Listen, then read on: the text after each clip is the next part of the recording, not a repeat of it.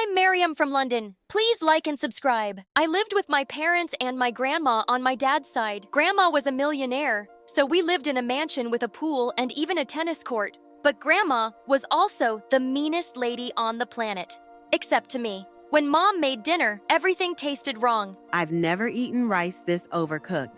I might as well eat bleach for dinner. But one time, I made Grandma a mustard sandwich and she was blown away. Look at you, already cooking at 10 years old. My granddaughter is the smartest girl on the planet.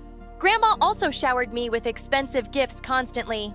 One time, I helped Dad clean the floors, and Grandma bought me a TV for my room. Look at you doing your chores. This is what you get for being an angel, darling. Grandma scolded Mom and Dad for not spoiling me the way she did. Maryam had a fever yesterday.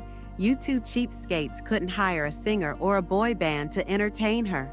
Even though she was a jerk to everyone around her, I loved being Grandma's little gem. Whenever my parents got mad at me, I had my grandma to hide behind. What is this? D on your biology test? Maryam. Grandma, Mom's yelling at me. How dare you put that kind of pressure on Maryama? Sweetie, you don't have to study if you don't want to. My parents really wanted me to become a doctor. When I grew up, they would get me all sorts of medical toys.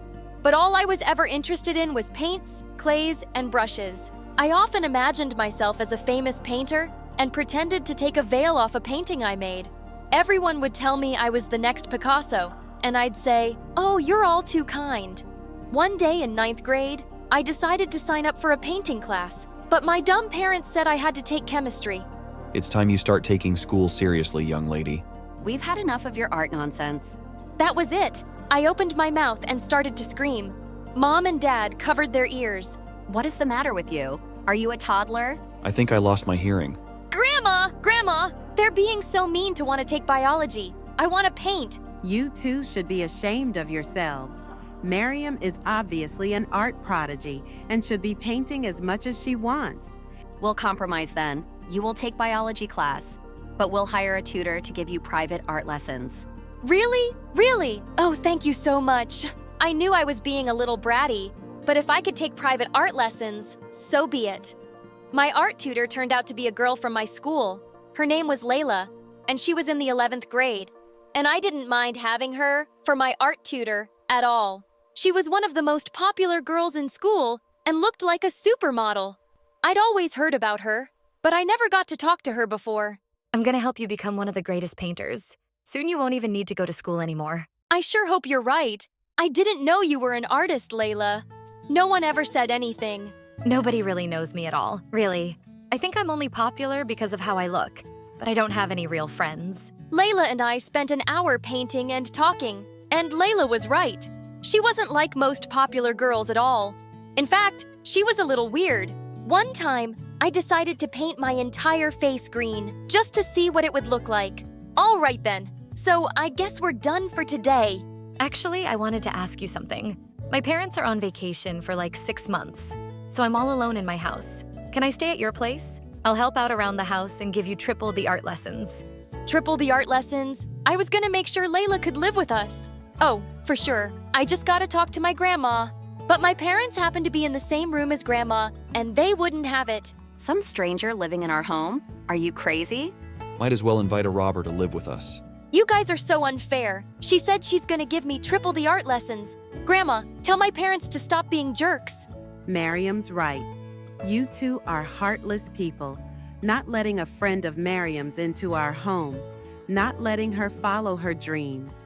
You should be ashamed of yourselves. I knew then Layla was gonna stay with us for as long as I wanted her to. But as time passed, I didn't just do art with Layla. I also talked to her for hours. Maryam, how come your grandma's such a bully? She's a bully to everyone, but not to me. Don't you worry, one day she'll bully you too. No, Grandma loves me. You know, you're kinda naive, Maryam, sort of like a kid. I am not. No, it's a good thing. I wish I was more like that. Layla said the most confusing things, but I loved every moment I spent with her. Even at school, being with Layla was an adventure. She would do the weirdest things. Maryam, come with us to the boys' bathroom. We're gonna tape anonymous love letters on the wall. Are you crazy? Why? Because it'll drive them crazy. When no one was looking, Layla leaned over to me and whispered, Consider this your most important art, how to win over the boy you love. "But I don't like any boys." Or maybe boys don't like you. You're too. I don't know what the word is. What's that supposed to mean? I don't know. Boys just maybe aren't into you. Like I said, you're kinda young for your age. Layla taped her anonymous love letter to the wall and left me inside the boys' bathroom. I was mad after Layla said that. I even refused to talk to her after school. Come on, Maryam. Don't be so sensitive. I didn't mean anything by it. You insulted me. Maybe you are just another mean, popular girl. I'm sorry. You're right. Sometimes I say stupid things. Sometimes I think there's something wrong with me. What do you mean? Layla didn't answer. Instead, she took me to this gorgeous hiking trail to paint. I forgot all about our conversation. Layla, do you think I can win the Easter drawing contest, become the best artist in the world, and maybe even drop out of school? It doesn't work like that, silly. I was kidding when I said that maybe you'll never be a great painter. You don't think I'll ever be a great painter? I don't know, really. But did you know that you're the best student I've ever had? Maybe you won't become a famous painter, but you can win the Easter drawing contest and become famous for something else. Why was Layla always speaking in these weird riddles? Layla helped me a lot, and in the end, with my own effort and her dedication, I won the Easter drawing contest.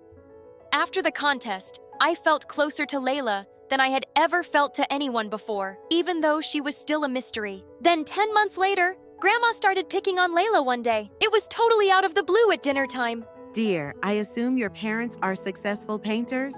No, ma'am. It's just me who likes to paint. My parents are doctors. But like I said, now they're on vacation. On vacation? For almost a year, and you haven't displayed your paintings in galleries, started a business, and made something of yourself? Ma'am, I'm only 17. By the time I was 17, I was already starting my own startup. Your freeloader is what you are. Grandma, Excuse me, but I think I'll go to my room now. I watched Layla get up from the table as her eyes filled with tears. Why was Grandma being so cruel all of a sudden? I was used to her bullying my parents, but Layla, I could barely stand it. I jumped up to follow Layla. Layla, wait, don't take what Grandma said to heart. I told you she can be mean sometimes. Your grandma's right. Miriam, I have to tell you something. What is it? I lied before. My parents aren't on a trip.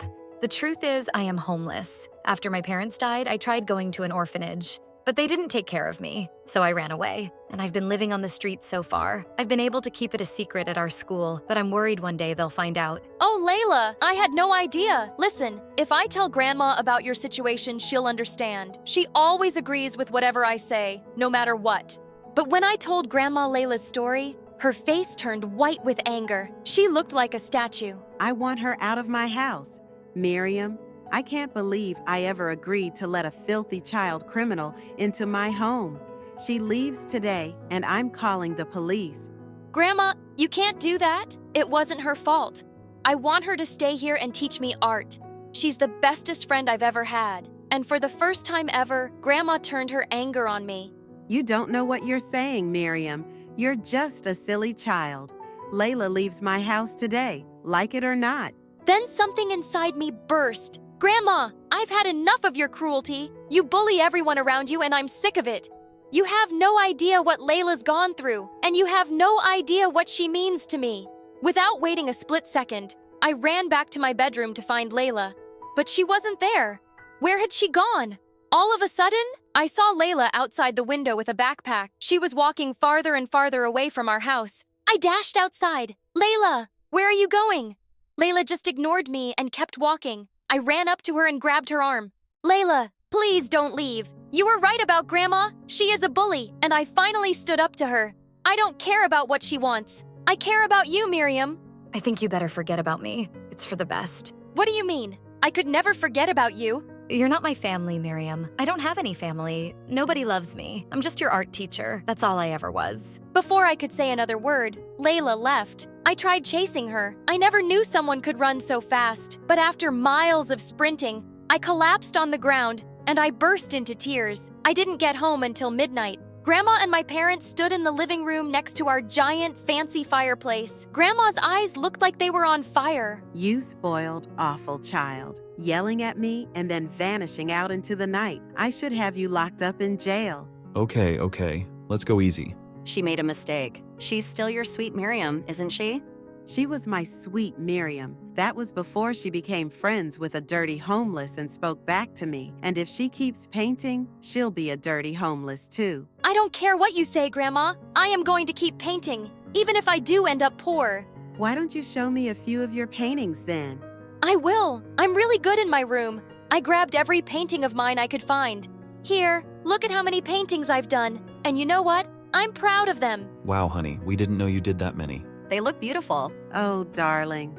Let me see. Then suddenly, Grandma tossed my paintings into our giant fireplace. No! Mom, how could you? I threw myself on the floor and cried harder than ever. My beautiful paintings were gone, and Layla was gone. That's it. That was the last straw. We're moving out of your mansion. We're tired of your cruelty. That's the silliest thing I've ever heard. You can't live without my fancy riches. But the very next week, my parents and I packed up our stuff and moved into a new place. It was smaller, and it didn't have a tennis court, and I still couldn't stop thinking about Layla and where she could be. Then one day, I found a letter taped to my window. It was signed with Layla's name. Meet me at our hiking trail.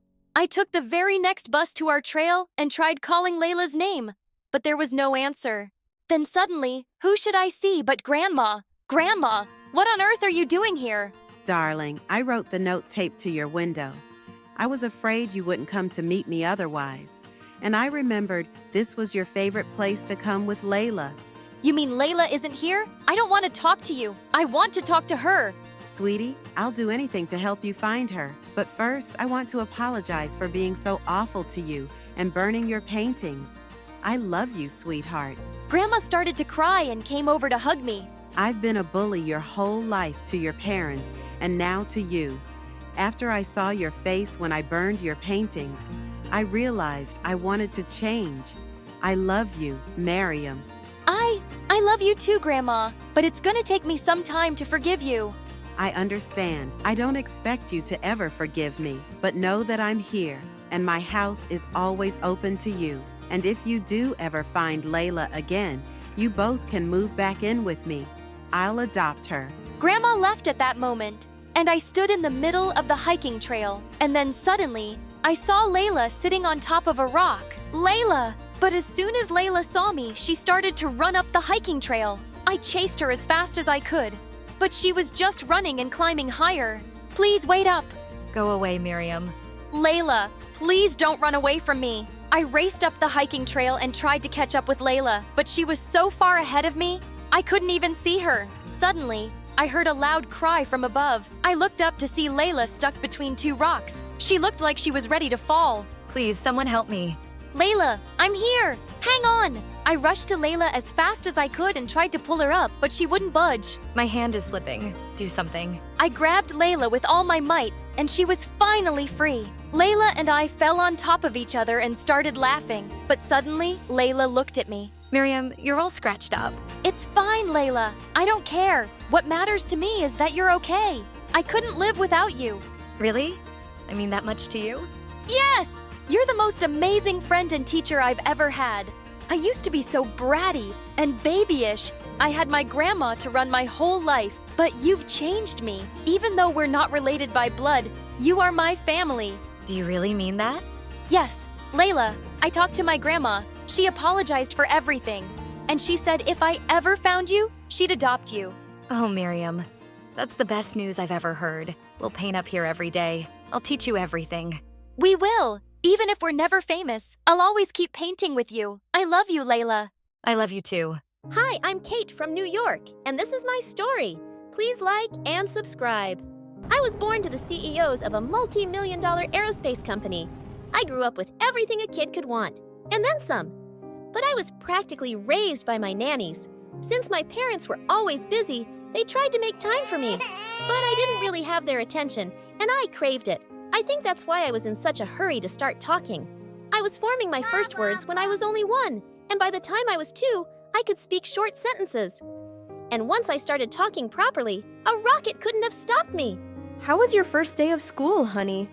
Oh, it was so good.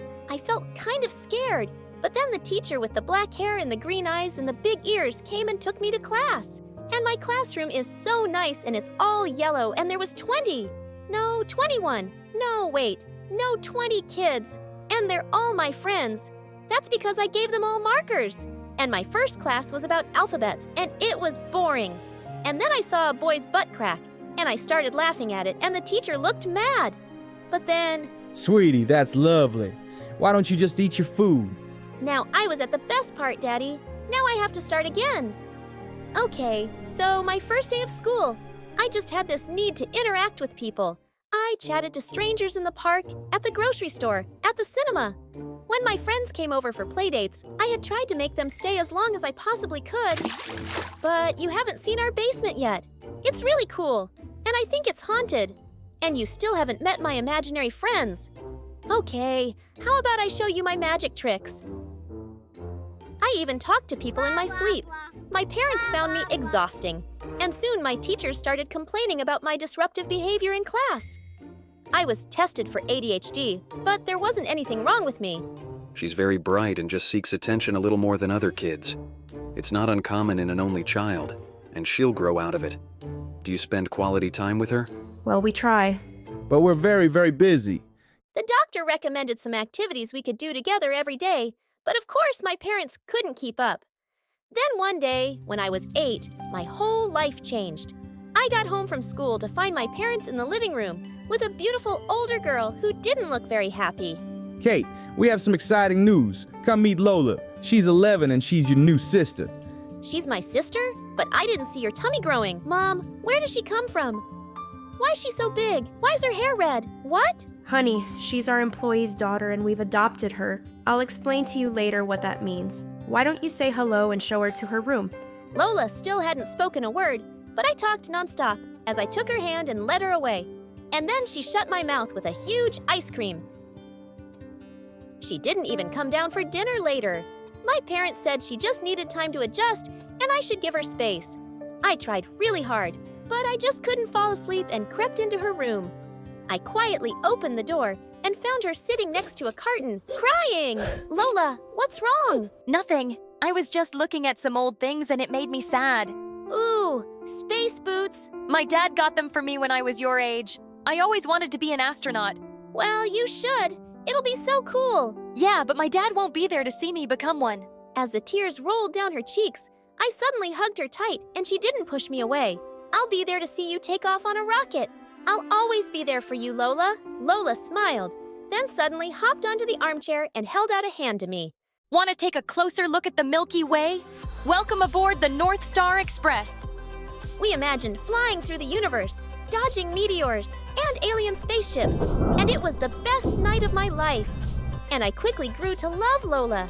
She had long red hair that she let me braid as much as I wanted. She'd play with me whenever I asked, even if she was in the middle of something. And soon, I became as obsessed with everything space-related as she was. Lola was an excellent student too, and she helped me with my studies. But my teacher still complained about my behavior, and Lola had a solution for that too. I used to get really scared of making speeches in class, so my dad showed me a trick. I'd hold onto a penny so I could channel all my fear into it. It totally works. So whenever you feel the urge to talk during lessons, just hold on to this and channel all your energy into it and save all your stories for me. My parents were so proud of my progress, and they adored Lola. Life seemed perfect. But then Lola started high school, and everything started changing. She cut her beautiful hair short and changed her wardrobe. And when I asked her to do something with me, she always had an excuse. I have a club meeting after school. I'm meeting up with a couple of friends. I have a paper to finish. Sorry. On the weekends, she started interning at my parents' company, and we spent no time together. But the perfect opportunity came on my 13th birthday, when my parents gifted me tickets to an amazing space park and even arranged a hotel stay for me and Lola. I'd barely seen her at home lately, so the next day at school, I ran over to her at recess. Hey Lola, guess what we're doing on my birthday? We're going to Space World, and we'll have the whole weekend to ourselves. Woohoo! This weekend? I completely forgot it was your birthday. I am going to a concert with my friends. What do you mean? It's my birthday. Birthday. Well, we can do it another weekend. But how could you forget? If you won't come to Space World, then at least take me to the concert with you. No way! No toddlers allowed! Of course I'm not bringing her. We always spend our birthdays together. Lola, what's wrong with you? You've changed so much. And now, Will you stop being a baby? The universe doesn't revolve around you. I have a life and it doesn't have to include you all the time. Why can't you make friends of your own? You're being annoying. Lola had never spoken to me that way before, and I ran off before she could see my tears. I hid in the janitor's closet and was crying my eyes out when suddenly I jumped out of my skin. A boy from my class, Jamie, was sitting on a bucket and casually eating his lunch. What are you doing here? I could ask you the same thing. I'm crying. Can't you see? I'm eating a sandwich, can't you see? Do you want one? This is really not a good sandwich. Oh, I know that. And I have to eat 2 every day. My sister never eats her lunch because she hates it. And I don't want to hurt Mom's feelings. But why are you hiding in the closet? Aren't you one of the cool skateboarding kids? Yeah, but I like being alone sometimes. I have 3 older sisters, and the youngest one who practically lives in my room. She's so annoying. My house is almost empty, and my sister's too busy for me. She's like you. I guess she finds me annoying now. Yeah. So how about you back off a bit? And dude, your house sounds like heaven. Jamie and I became friends that day, and soon I started inviting him over.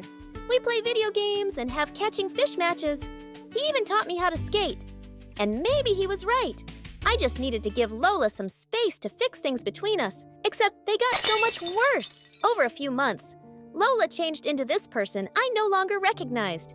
She suddenly ended the internship, saying she didn't want to work at my parents' company anymore. One day, I walked past her room to see that she'd torn down her Neil Armstrong poster and replaced it with Justin Bieber. She was never home for dinner because she was out with her friends, and even her grades began to suffer. Late one night in 9th grade, when my parents were away, I woke up to some sound and spotted Lola outside in the garden, kissing a strange boy. I sneaked out to get a closer look, but then they both climbed onto his bike and left. I hopped onto my skateboard and rode fast to keep up.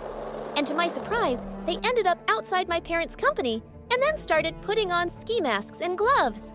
We don't have a lot of time. The security guards will be coming by in an hour. I'll get you into the system, and you have to make sure the software is completely wrecked. Okay? Are you sure about this? Yes, I'm sure. Okay, just checking. It'll only take me 30 minutes, babe. Hold it! What do you think you're doing, Lola? Kate, did you follow me here? Yeah, and good thing I did. Are you insane? Why are you planning on wrecking our parents' software? Your parents are not my parents, and there are things you won't understand. I'm not a kid anymore, so try me. You wouldn't believe me if I did, but trust me, your parents deserve this. After adopting you and raising you as their own kid? They only adopted me to be your companion. They were too busy to deal with you themselves, so they dumped you on me. That's what I am, a burden you got dumped with. I thought I was your sister, and you've been my everything. I've always looked up to you, and now I don't even know who you are. I didn't ask you to make me your role model, and you're right. You don't know me, and you don't even know your parents. What do you mean? Please, Lola, let's just go home and talk, okay? I'm not letting you into that building anyway. I'll call security myself this minute if you try. Lola looked furious, then took her boyfriend's hand and left with him. Feeling shaken, I was riding back on my skateboard when I missed a speed bump and went flying. My head hit the ground and everything went black. When I woke up, I was in the hospital with my parents, Lola and Jamie in the room. Oh, thank God you're finally awake. We still can't believe that you went out riding alone so late at night. If Lola hadn't found you. I looked over at Lola, sitting with her head hanging, and then she quietly left.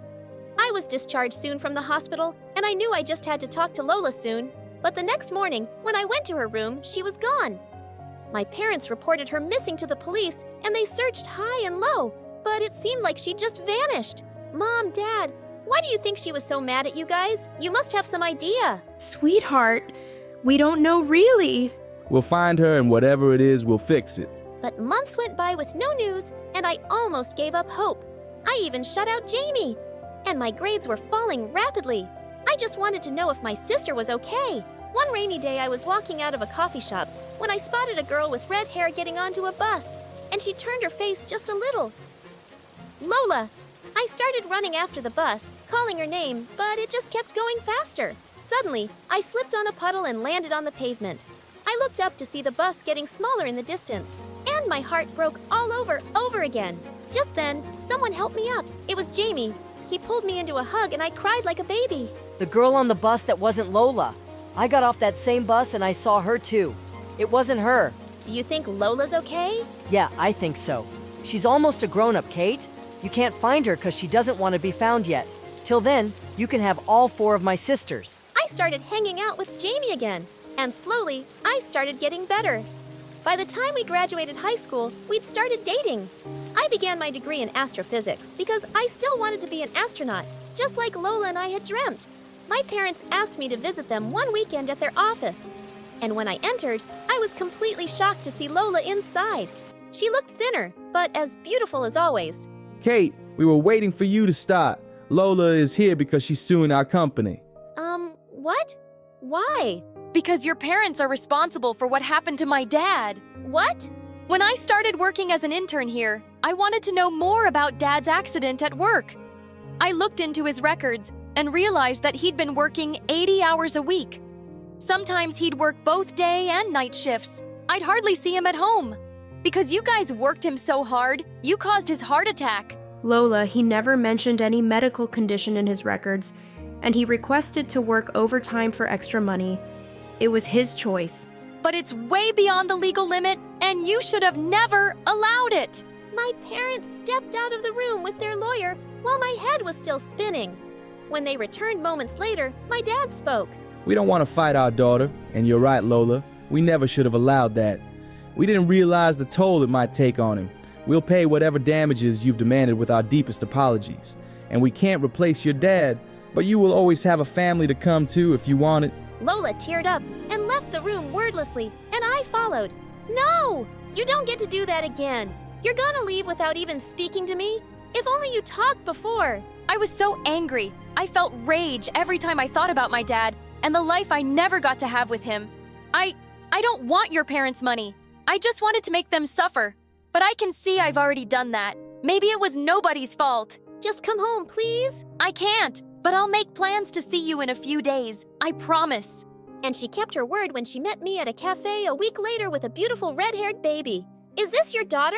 Lola then told me that she'd moved to another town with her boyfriend, who she was still happily with, and she'd put herself through community college to study engineering and had also been working on the side. I was so driven to save up for a lawyer to fight your parents, and I've caused everyone so much pain. Most of all you. I am so sorry. You were in pain yourself, Lola. Just come back and be an astronaut with me. I don't think that's my dream anymore, Kate. It hasn't been for a while. But I'm so proud that you're pursuing yours, and I'll be there to see you take off on a rocket, and I'll always be a part of your life. You know those stories about the sons and daughters of famous people? Well, that's not my story. I mean, I am the daughter of an Oscar-winning actress, yes, but my story is far crazier. My name is Layla, and I live in a huge mansion in Beverly Hills with my mother. It had always been just the two of us. I never knew my dad, and Mom never spoke of him. I didn't have siblings because Mom said pregnancy ruined her perfect body once, and there was no way on earth she would let that happen again. But Mom was delighted to have me. You see, I had my perks. I was a beautiful baby. So much that by the time I was 3, Mom had me cast hundreds of ads and made sure my face was everywhere. Magazines, TV commercials, formula, even diapers. But I didn't care much for it. On my 4th birthday, my mom woke me up. Honey, wake up. We're about to be late for the photo session. Mommy, I don't want any more photos. I want to watch Cinderella. It's my birthday. Cinderella is poor and filthy. You have nothing to learn from her. We did not watch Cinderella, but while Mom was super proud that I had started my career so early, I just thought feeling lucky was a pretty crummy feeling. I was always tired and so bored. We were always traveling, and Mom only paid attention to me to explain how important beauty creams and lotions were. Once I asked her to read me a bedtime story, and she laughed and tossed the book aside and said, "Oh, sweetie, stories are for dumb, ugly kids. You need to know how much more important it is to start using this lotion early." I wasn't even 5 yet. Mom decided that I should be homeschooled since my schedule was tight and there was no room for school. But by the time I was just 6 years old, I started to try to learn about creams and beauty processes. Because when I didn't, Mom stopped talking to me and ignored me. The first time I tried a DIY face mask, my mother was thrilled. I knew you weren't dumb. I was so happy with her attention that by 7, I was practically professional.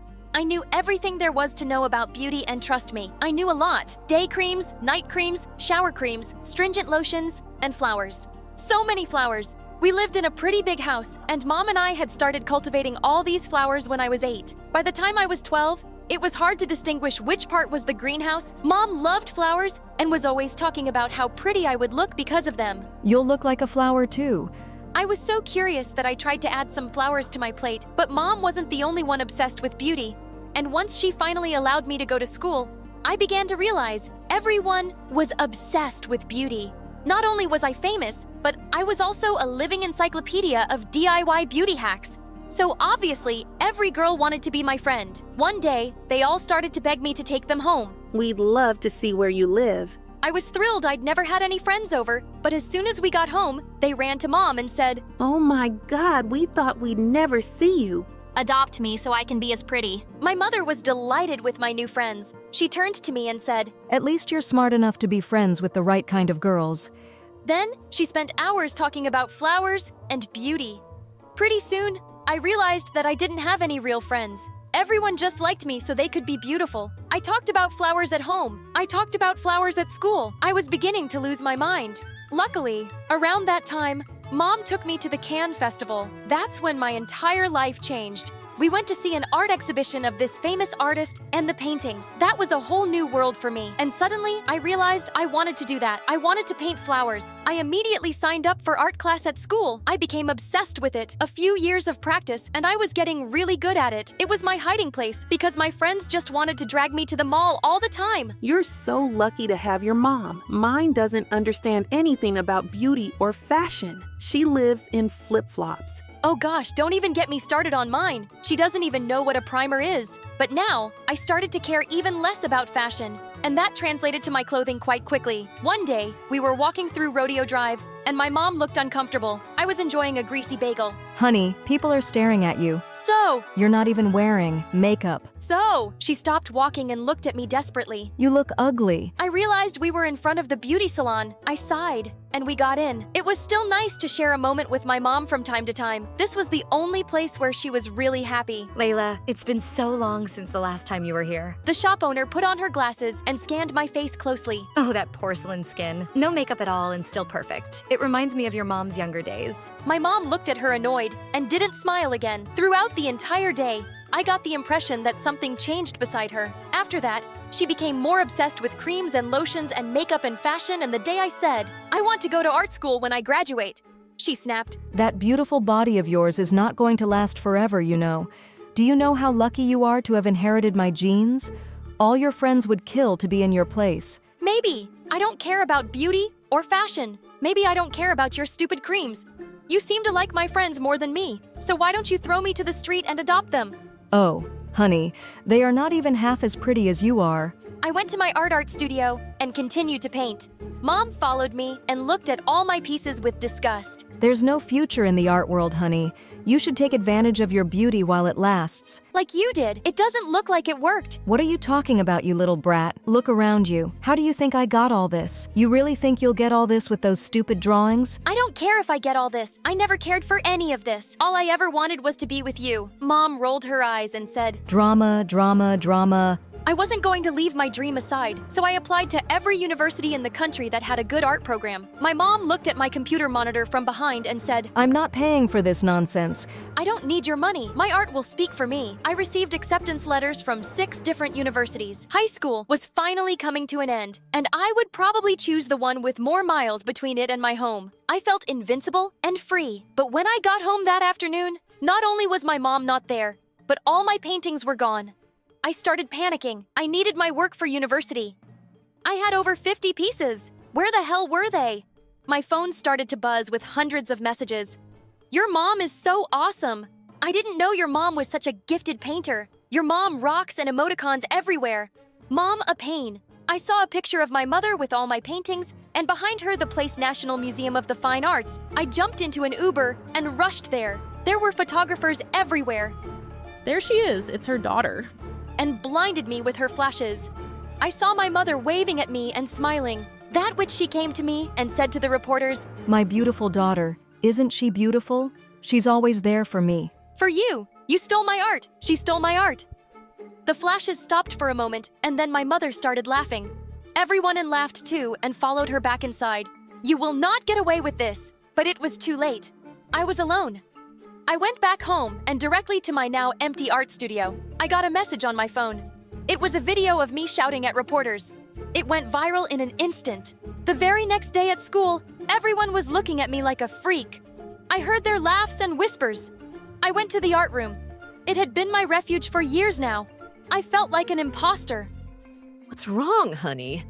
I looked around and saw my art teacher. She must not have seen the video before. Before I knew it, I had broken into tears. My mom stole all my art. I felt helpless. No, she didn't. She didn't steal these ones. And I have you on video. What? I always feel my students. It's for academic purposes. She handed me a tape with a smile. I looked at it for a moment. I was so angry. I thought of taking it directly to the news. But then I thought of my mother. This would ruin her. This is your art, your life. Don't let anyone take that away from you. Fight for it. And so I did. I went to the news and gave them the tape and explained everything. And that too went viral. And it did ruin my mother. I didn't want to see her again, but I had no choice. I went home and saw her sitting in the dark, but that woman wasn't my mother. The container was the same, but her spirit was gone. I felt awful. She looked at me and said, You did the right thing. She had tears in her eyes, huh? I got scared. What? You're leaving for college? You have your whole life ahead of you. I'm so proud of you, but I don't know how to live without you. I got scared. Oh, Mom, I'm not going anywhere. I already decided to go to USC. It's 10 minutes away. Okay, yes, that was a lie. The night after she stole my work, I wanted to go as far away from her as possible. But then I realized I don't need to leave her to paint. I can do that from anywhere. I was happy on my first day of college. USC was huge. Some people knew who my mother was, but nobody knew me. And that was okay. A few months later, I did my first art exhibition, and it was a huge success. I sold all my paintings, and my mom was there for me. She stole a few flashes, but I was happy to know that now we could share time without any makeup or fashion involved.